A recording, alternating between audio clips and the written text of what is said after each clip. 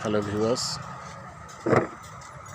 আপনাদের বলেছিলাম যে কীভাবে ইট লোড করে, কীভাবে চিমনিতে নিয়ে যায় সেটা আপনাদের দেখাবো।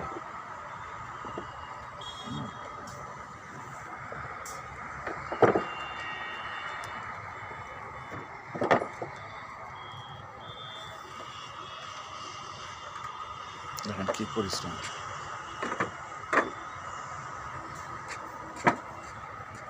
কী পরিশ্রম, কী কষ্ট করতে হচ্ছে, বুঝেছেন?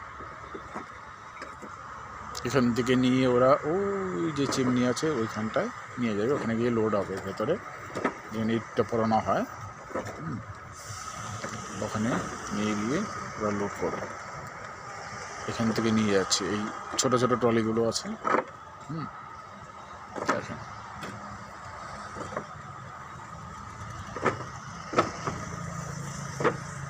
এখানে ছেলে মেয়ে উভয়ই পরিশ্রম করে।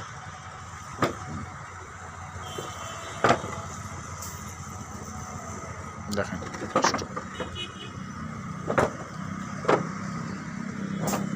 দেখেছেন?